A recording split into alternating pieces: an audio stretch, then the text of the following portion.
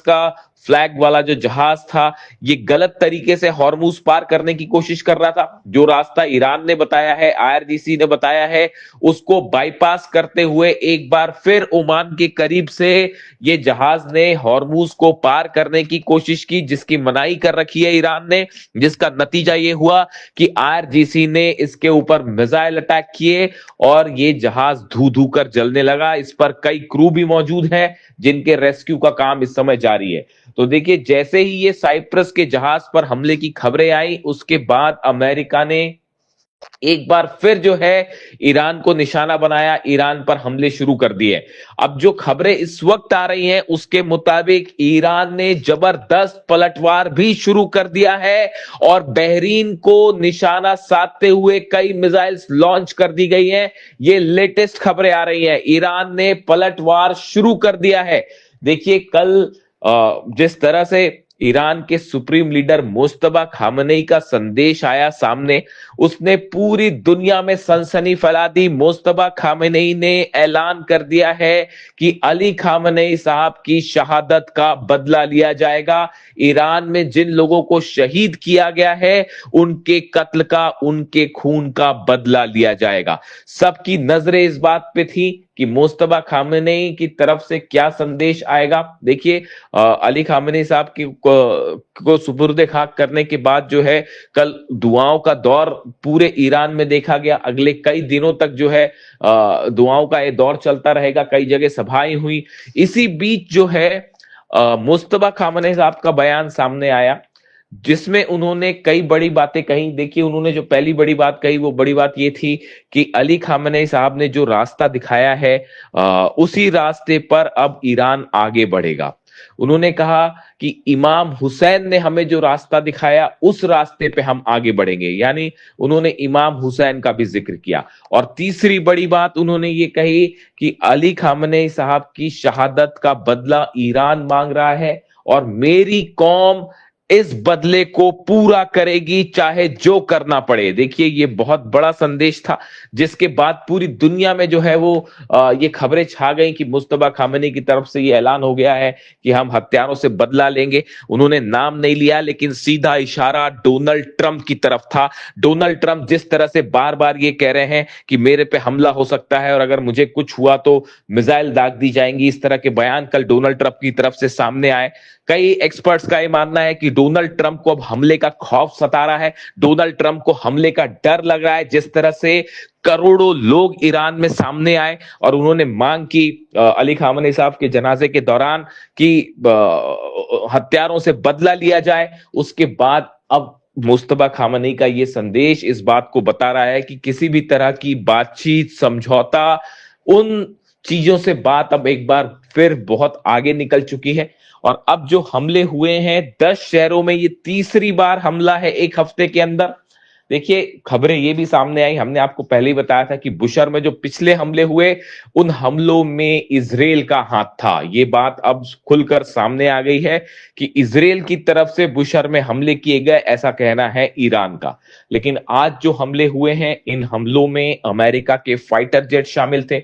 America का aircraft carrier Abraham Lincoln जो है वो ईरान के करीब मौजूद है, ओमान की खाड़ी में है। करीब 19 डिस्ट्रॉयर्स ऐसे हैं, 19 जंगी जहाज ऐसे हैं अमेरिका के जो ओमान की खाड़ी के आसपास मौजूद हैं। इसी के साथ ही बड़ी संख्या में F-35 जेट्स का, F-16 जेट्स का मूवमेंट देखने को मिल रहा है, यानी ईरान को घेरने की तैयारी शुरू हो गई है बड़े स्तर पर। और यह भी बताया जा रहा है कि अमेरिका की कोशिश है कि इस बार अगर ईरान के खिलाफ बड़ा एक्शन होता है, जंग होती है, तो नेटो देशों को भी इसमें शामिल किया जाए। ये अपने आप में एक बड़ा डेवलपमेंट है। अमेरिका की कोशिश है कि नेटो को भी, जितने देश हैं उनको भी अमेरिका के खिलाफ जंग में शामिल किया जाए। एक अहम खबर से मैं आगे बढ़ना चाहूंगा। डोनाल्ड ट्रंप का बयान आपने देखा। डोनाल्ड ट्रंप के बड़े 2-3 रोचक बयान सामने आए हैं जिसमें ऐसा लगता है मानो डोनाल्ड ट्रंप का खौफ और डर अब सबके सामने आना शुरू हो गया है। वो ये कह रहे हैं कि अगर मुझ पर हमला हुआ तो 1000 मिसाइल्स ईरान पर दाग दूंगा। ये बयान आपने कल सुना होगा कि उन्होंने सोशल मीडिया पर लिखा कि मैंने अमेरिका की सेना को आदेश दे रखा है कि अगर मेरे पे हमला होता है तो उसके बाद ईरान पर कैसे हमले किए जाएंगे, 1000 मिसाइल्स दाग दी जाएंगी, कई साल तक हमले किए जाएंगे, हम ईरान का नामो निशान मिटा देंगे।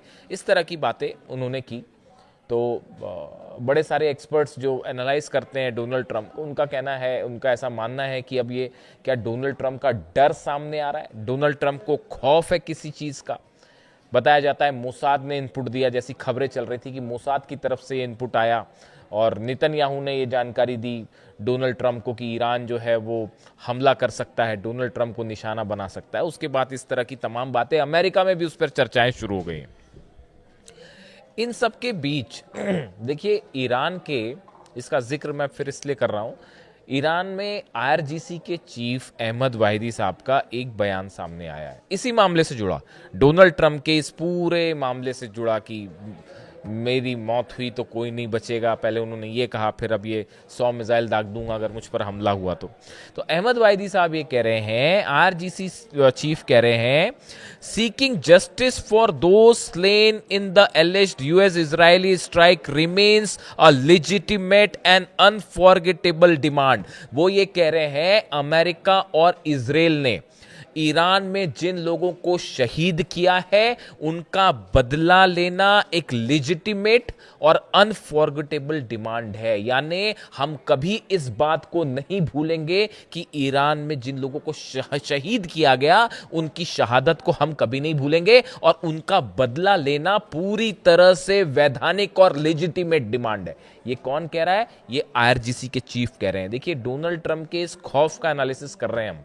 डोनाल्ड ट्रंप ये जो डर दिखा रहे हैं कि भाई कहीं मुझ पे हमला ना हो जाए और अपना प्लेन बदलना पड़ गया उनको और अपना रूट भी जो है बार बार बदलना पड़ गया उनको वापस जाते वक्त नेटो से, तो इसकी क्या वजह थी? ये इसके पीछे की हकीकत हम इसको एनालाइज कर रहे हैं। देखिए जो गुस्सा देखने को मिला अली खामनेई साहब की फ्यूनरल के दौरान, उनके जनाजे के दौरान, जो तस्वीरें, जो डिमांड, जो नारे सामने आए ईरान से, उसने दरअसल हकीकत यह है कि पूरे अमेरिका को हिलाकर रख दिया। जब 9 करोड़ लोग एक साथ अगर बदले की मांग करें, सड़कों पर आंसुओं का जो है वो सैलाब था और हर आंसू में आक्रोश था और ये मांग हो रही थी कि बदला लो बदला लो। उसको देखकर, उस अली खामनेई साहब के जनाजे की तस्वीरें देखकर अमेरिका के बड़े बड़े एक्सपर्ट ये कहना शुरू कर चुके हैं कि अब ईरान किसी सूरत में ना यूरेनियम देगा ना न्यूक्लियर डील करेगा, चाहे डोनाल्ड ट्रंप अपना जो करना है कर ले। ये बात तय हो चुकी है। अली खामनेई साहब के जनाजे की तस्वीरें देखने के बाद, उसका गुस्सा देखने के बाद, ये तस्वीरें इन्होंने America, pentagon, CIA, Mossad, Israel सबको हिलाकर रख दिया है और पूरी दुनिया इस बात को समझ चुकी है अब कि ईरान को न झुकाया जा सकता, न डराया जा सकता। और ईरान तो अब मूड में ही नहीं है इस बात को लेकर कि यूरेनियम को लेकर कोई डील की जाए और न्यूक्लियर निगोशिएशंस किए जाएं या फिर किसी तरह का कोई समझौता हो। भूल जाइए उस बात को। वो उस आक्रोश में बह गया, ये जो एमओयू था वो बह गया, वो अंडरस्टैंडिंग्स जो वाली बातें थी वो सब खत्म हो गई उन आंसुओं के सैलाब में जो अली खामनेई साहब के जनाजे में देखने को मिली। तो अब देखिए ये अहमद वाहिदी साहब का बयान देखिए। पहली बात वो कह रहे हैं कि जो शहीद हुए हैं ईरान में उनका बदला लेना जो है वो एकदम लेजिटिमेट होगा और अनफॉरगेटेबल होगा, हम भूलेंगे नहीं।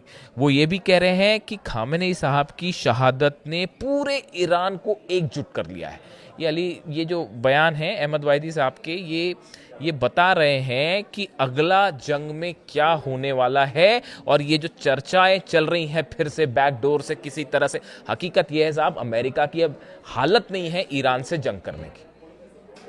ये आप दुनिया भर के एक्सपर्ट्स से बात करके देख लीजिए। जहां तक जो मेरी समझ कह रही है, अमेरिका अगर इस पोजीशन में जब भी होता है ना कि अपने दुश्मन को हमला करके खत्म कर दे, तो वो हमला करके खत्म कर देता है, पूछता नहीं है। उसको पता था कि सद्दाम मुकाबला नहीं कर पाएंगे तो सद्दाम पे हमला कर दिया, स्ट्राइक, चाहे जो कारण बता दिया। ईरान पे ये संभव नहीं है। 2 दिन हमला करने के बाद डोनाल्ड ट्रंप क्यों रुक गए? कर देते स्ट्राइक, इजराइल कर देता स्ट्राइक, आप क्यों रुक गए? इसलिए रुक गए ना कि वो आप 80 मार रहे थे, वो 85 मार रहा था मिसाइल्स। आपने 190 हमले किए, उसने 195 हमले कर दिए अलग अलग जगह पर। और अभी तो सिर्फ 3-4 ही देश जल रहे थे, बहरीन, कुवैत, जॉर्डन, और यही हमले हो रहे थे कतर में। सऊदी, यूएई तक तो बात पहुंची नहीं थी, इजराइल तक तो बात पहुंची नहीं थी, और अब तो पता नहीं कहां कहां किस किस रेंज की मिसाइल से बात पहुंच जाए। तो देखिए, यही बात कह रहे हैं अहमद वाहिदी साहब, कह रहे हैं कि अली खामनेई साहब की शहादत ने पूरे ईरान को एकजुट कर दिया है और आक्रोश से भर दिया है, और हर कोई उनके खून का बदला चाहता है। ये आईआरजीसी के चीफ कह रहे हैं, ईरान की सेना आईआरजीसी के चीफ जो है उनके शब्द हैं, जिन्होंने खामनेई साहब पर हमला करवाया है या हमला किया, उन सब से बदला लिया जाएगा। वो ये कह रहे हैं किसी भी कीमत पर हम उन्हें माफ नहीं करेंगे। जो अली खामनेई साहब के असैसिनेशन में शामिल थे, उनकी शहादत की प्लानिंग में, उन पर हमला करने की प्लानिंग में शामिल थे, उनसे बदला लिया जाएगा। शायद यही वजह है, अहमद वाहिदी के होने का मतलब यह है, वो शख्स जिसकी वजह से अमेरिका और इजराइल की फोर्सेस आज घुटने पे है, वो शख्स जिसकी वजह से डील में आज ईरान का अपर हैंड है, वो शख्स जिसकी वजह से हॉर्मूज में लाख कोशिश करने के बाद आप देख लीजिए 4 महीने से क्या कर पाई अमेरिका की नेवी, बताइए मुझे। मेरे को इस तरह के कई बार कमेंट्स आते हैं, मेरे ऊपर आरोप लगते हैं कि भाई आप जो है वो फेवर कर रहे हो ईरान का, या आप इस तरह की, कई बार मेरे पे कुछ दर्शकों के कमेंट होते हैं। आप बता दीजिए दुनिया की सबसे बड़ी नेवी फोर्स हॉर्मूज में क्या कर पाई, बताइए। एक अकेला देश है ईरान, सब अगेंस्ट, पूरे अरब देश अगेंस्ट खड़े हैं, इजराइल अगेंस्ट खड़ा है, अमेरिका जो है वो इतनी बड़ी फोर्स लेके, आप 2-2 एयरक्राफ्ट कैरियर लेके आए, एक जल के चला गया ना साहब वापस। क्या कर पाए आप? हॉर्मूज में क्या बिगाड़ पाए ईरान का, बताइए। आज भी ये हालात है कि जब ईरान का मन होता है वो जहाजों को ठोकता है। देखें ना कैसे दुबई का यूएई का जहाज ठोका और कैसे सऊदी का जहाज ठोका। तो आप ये बताइए कि क्या कर पाए आप हॉर्मूज में? अरे आप हॉर्मूज में कुछ नहीं कर पाए, तेहरान में अंदर घुस के ईरान पे क्या बम्बार्डमेंट करोगे? बच्चा भी जानता है साहब, जो डिफेंस एक्सपर्ट होता है ना, बच्चा भी जानता है कि एयर स्ट्राइक्स करके किसी को आप नहीं हरा सकते। छोटे छोटे बच्चे भी डिफेंस के जो पढ़ाई करते हैं वो भी इस बात को समझते हैं, एयर स्ट्राइक से कुछ नहीं, आपको बूट्स ऑन द ग्राउंड रखना पड़ेगा, आपको जमीन में घुस के अंदर ईरान पर स्ट्राइक करनी पड़ेगी, जिसके लिए डोनाल्ड ट्रंप तैयार नहीं है। अमेरिकन एक्सपर्ट्स ने बता रखा है कि अगर आप एक्शन करते हैं, ग्राउंड एक्शन करते हैं ईरान में, तो उसमें कैजुअलिटी होगी। अगर आप 100 सोल्जर्स भेज रहे हैं तो 35 मारे जाएंगे साहब। इसीलिए बूट्स ऑन द ग्राउंड नहीं हो पा रहा है। अब जो डोनाल्ड ट्रंप कह रहे हैं कि ये जो बार बार इस बात की चर्चाएं हो रही हैं कि भाई अगर मेरे पे हमला होता है, मेरी मौत होती है, तो मैं ऐसा कर दूंगा, वैसा कर दूंगा, उसी को लेके अहमद वाहिदी साहब ने इसका जवाब दिया है। कुछ खबरों की तरफ आते हैं। देखिए, ओमान में बड़ी बैठक हुई है, ईरान के विदेश मंत्री ओमान की यात्रा पर हैं, वहाँ पर तमाम चर्चाएं हुई हैं, हॉर्मूज के मैनेजमेंट को लेकर तमाम चर्चाएं हुई हैं। लेकिन देखिए, हॉर्मूज को लेकर जब भी कोई भी प्रस्ताव होता है, ईरान बड़े समय से इस बात को चाह रहा है कि हम ओमान के साथ मिलकर इसको मैनेज करें। लेकिन हुआ क्या, अमेरिका ने ओमान के साथ मिलकर ही अल्टीमेटली वो बाईपास रास्ता बनाने की कोशिश की ईरान की सेना की बिना जानकारी के, और ईरान ने जहाज ठोके। उसका नतीजा ये है कि ये फिर से हमले हुए, 3 दिन जो हमले हुए। ऐसे में ओमान के साथ कोई बातचीत, इन सब बातचीत का बहुत ज़्यादा मायने नहीं है। ये देखिए ऐसे हैं, ये एक सिचुएशनल स्थिति होती है, और उसको वो कैसे आगे डेवलप होगी उस पर नतीजा होगा। कतर की तरफ से लगातार कोशिश हो रही है कि किसी तरह से जो है बैक ऑन द ट्रैक हो डिप्लोमेसी, और ईरान और अमेरिका के बीच जंग ना हो। कतर भी उस कोशिश में जुला हुआ है, कतर ने भी अपना डेलीगेशन तेहरान भेज चुका है, और वो सबसे मुलाकात हो रही है कि भाई किसी तरह से जंग टाली जाए। कई देश इसमें कोशिश कर रहे हैं। देखिए, इसी बीच एक बेहद अहम खबर ये भी है कि डोनाल्ड ट्रंप ने सऊदी के क्राउन प्रिंस मोहम्मद बिन सलमान से फोन पर बात की, और उनसे उन्होंने हॉर्मूज को लेकर, ईरान को लेकर डिटेल में डिस्कशन किया है। अब देखिए हकीकत क्या है, हालात क्या है। मोहम्मद बिन सलमान नहीं चाहते कि ईरान और अमेरिका की फिर से जंग हो। ये बात अब कई सोर्सेस से अलग अलग लेवल पर कंफर्म हो चुकी है। इसकी 2 बड़ी वजह है। मोहम्मद बिन सलमान को ये लग रहा है, पहली बात तो ये लग रहा है कि भाई उनका डिफेंस सिस्टम ऐसा नहीं है कि वो ईरान की खुर्रम शहर, फतेह 2 और बाकी की जो बैलिस्टिक मिसाइल्स हैं उनको रोक पाए। ये बात साफ है। ना थार्ड रोक पाया, ना पेट्रियट रोक पाया। आपने अभी देखा कि क्या हुआ, किस तरह से जो है कुवैत में जो पेट्रियट सिस्टम लगा हुआ था, जो डिफेंस सिस्टम लगा हुआ था, उसके ऊपर मिसाइल गिरी है, खैबर मिसाइल। तो वो कैसे सऊदी कैसे उसको रोक पाएगा? तो पहली बात तो सऊदी इस बात को जान रहा है कि भाई ईरान से उलझने का कोई मतलब नहीं है। वो 40 दिन की जंग में सब साफ हो चुका है कौन किस पर भारी, पहली बात। दूसरी बात, सऊदी को ये लग रहा है कि भाई जो मोहम्मद बिन सलमान का जो बड़ा इकोनॉमिक एजेंडा है 2030 को लेकर, हालांकि वो ऑलरेडी डिले हो चुका है, पोस्टपोन हो चुका है, इतना बड़ा नुकसान हो गया है मिडिल ईस्ट में, तो उनको लगता है कि अगर जंग होती है तो उससे भी बड़ा नुकसान हो जाएगा, ऑयल रुक जाएगा, इन्वेस्टमेंट रुक जाएगा, तो वो जो इकोनॉमिक प्लान लेके चल रहे हैं सऊदी का, वो तेल लेने चला जाएगा। तो ऐसे में वो डोनाल्ड ट्रंप के साथ देने को राजी नहीं है। इसी वजह से डोनाल्ड ट्रंप हॉर्मूज में जो दूसरा एक्शन लेना चाह रहे थे वो रोकना पड़ गया, वरना अगर सऊदी मदद करता तो शायद मिलिट्री एक्शन हो गया होता। सऊदी जो है उसके लिए तैयार नहीं है। अब देखिए इसका तोड़ क्या निकाला गया। ये जो आजकल तुर्की और डोनाल्ड ट्रंप में जो खूब दोस्ती चल रही है, जिसकी चर्चाएं हैं तमाम की, यहां तक कि कांग्रेस की मंजूरी नहीं है फिर भी F-35 देने को तैयार है एर्दोगान को और तुर्की को। और तुर्की अब बात क्या कह रहा है कि भाई देखिए ये डील इसलिए नहीं हो सकती, पिछली बार नहीं हुई थी, आपको पता ही होगा, हिस्ट्री सब जगह है ही। S-400 सिस्टम रूस से खरीद रखा है तुर्की ने, तो अमेरिका कांग्रेस का ये रूल है कि भाई जो उसने S-400 सिस्टम जिस देश ने खरीद रखा है रूस से, हम उसको F-35 नहीं देंगे, ये शर्त होती है। इसीलिए तुर्की को अभी तक F-35 नहीं मिला, क्योंकि वो जो है उन्होंने S-400 रूस से ले रखा है। तो अब एक नई सिचुएशन खड़ी हो गई है। तुर्की ने अपील की है पुतिन से और रशिया से, वो ये चाहते हैं कि हम अपना S-400 जो है वो UAE को बेच दें। UAE एक अलग परेशान देश, उनको ये लग रहा है कि भाई किसी तरह से जो है हमको डिफेंस सिस्टम मिल जाए, वरना जो है उनकी सबसे बड़ी चिंता यह है UAE की कि फिर से जब दुबई और अबू धाबी पर मिसाइल्स गिरेंगी तो उसे कैसे रोका जाए, वो अलग परेशानी है। इसलिए वो तमाम जगह जो है वो डील करते फिर रहे हैं कि भाई कहीं जो है वो ईरान की मिसाइलों से रक्षा करने के लिए हमें डिफेंस सिस्टम मिल जाए, वो उस कोशिश में लगे हैं। तो अब ये एक नई चर्चा शुरू हो गई कि क्या तुर्की अपना S-400 जो है वो UAE को देने जा रहा है। ऐसी सूरत में S-400 की जो टेक्नोलॉजी है, इसको लेकर रूस हमेशा से सतर्क रहता है कि ये टेक्नोलॉजी जो है S-400 की, ये किसी नेटो कंट्री के हाथ में ना जाए, यानी खासतौर पर अमेरिका के पास ना जाए। हालांकि ये कहा नहीं जा सकता कि चली गई है या नहीं गई है, लेकिन फिर भी तो ऐसे हालात में अब देखिए कोशिश जो तुर्की को पास लाने की कोशिश है डोनाल्ड ट्रंप की, ये सऊदी का काट है असल में। देखिए डोनाल्ड ट्रंप इस बात को समझ चुके हैं कि मोहम्मद बिन सलमान या फिर सऊदी अरब जो है या अरब देश अब उस तरह से अमेरिका के साथ नहीं खड़े हो पाएंगे जैसे पहले खड़े थे। पैसा देना एक अलग बात होती है साहब, जंग करना एक अलग बात होती है, तो वो नहीं होंगे। इसीलिए इस पूरे क्षेत्र में एक नए मजबूत सहयोगी के रूप में एर्दोगान को देख रहे हैं और तुर्की को देख रहे हैं। ये सऊदी का प्रभाव कम करने की कोशिश है, लेकिन समस्या ये है कि जब ईरान से जंग की बात होगी तो सऊदी का रोल हमेशा अहम होगा, और मोहम्मद बिन सलमान उसके लिए राजी नहीं है। तो अब ट्रंप ने फिर बात की है कि हॉर्मूज को लेकर क्या किया जाए। इस तरह की जो खबरें सामने आई कि अमेरिका का ये कहना है कि हम बात तभी करेंगे जब ईरान इस बात की गारंटी देगी हॉर्मूज पूरी तरह से खुला रहेगा। अरे माय डियर फ्रेंड, वो तो पहले ही खुला हुआ था। ईरान ने कब बंद किया था हॉर्मूज? वो तो पहले से खुला हुआ था। अपनी ब्लॉकेट्स और 17 वॉरशिप लेकर तो आप वहां पर पहुंचे थे। मतलब इसीलिए देखिए कहा जाता, मैं कई बार कहता हूं अमेरिका में, मैं सुनता कई लोगों को तो ये कहते हैं कि भाई how not to do a foreign policy, ये उसका परफेक्ट एग्जांपल है। डोनाल्ड ट्रंप ने और अमेरिका ने वो एग्जांपल पेश किया है कि विदेश नीति कैसे ना की जाए, how not to do a foreign policy, this is the perfect example. वो पहले से हॉर्मूज खुला था, उसको बंद करवा दिया, अब हाथ पैर जोड़ रहे हैं कि साहब इसको खोल दो, इसको खोल दो, इसको खोल दो, क्योंकि रूस का ऑयल जल रहा है, उस पर नजर रखिए आप। वो अलग से मैं बात करूंगा। रूस, चीन और ईरान की तीनों के ईरान के एटमी प्रोग्राम को लेकर बड़े डेवलपमेंट है रशिया चाइना के बीच में। तो सिर्फ डोनाल्ड ट्रंप अपनी प्लानिंग नहीं कर रहे, रूस चीन भी बड़ी मजबूत प्लानिंग में है, उस पर अलग बात करेंगे। तो अभी हालात ये है कि सलमान से बात की है, मोहम्मद बिन सलमान से जो है ट्रंप ने बात की है। हॉर्मूज को लेकर भी अमेरिका कुछ नहीं कर पा रहा।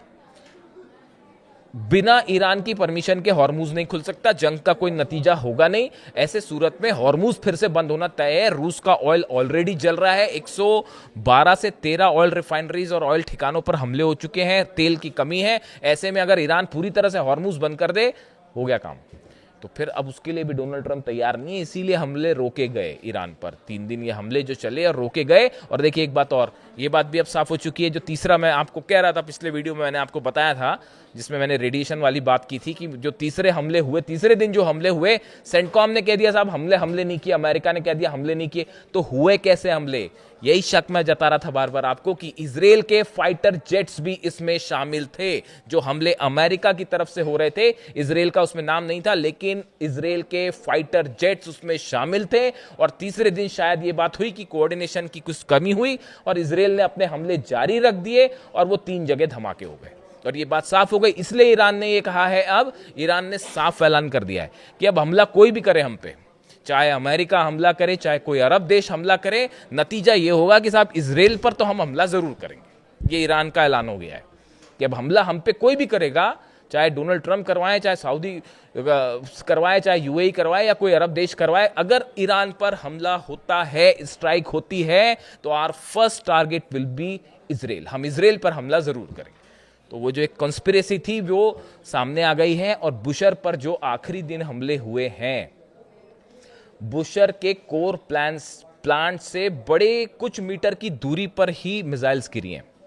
इसने इजराइल इस एक्शन ने रूस को खास तौर पर अलर्ट कर दिया है। बताया जा रहा है कि पुतिन ने खुद बात की है ईरान के बड़े अधिकारियों के साथ कि अगर बुशर के प्लांट से रेडिएशन हो गया तो उसका क्या होगा और उसे कैसे रोका जाए। इसको लेकर चर्चाएं शुरू हो गई हैं।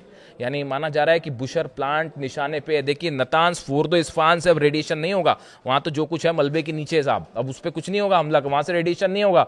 रेडिएशन होगा इस बुशर के प्लांट से, जहां पर 2 न्यूक्लियर रिएक्टर्स इस समय काम कर रहे हैं और सेंट्रीफ्यूजेस लगे हैं।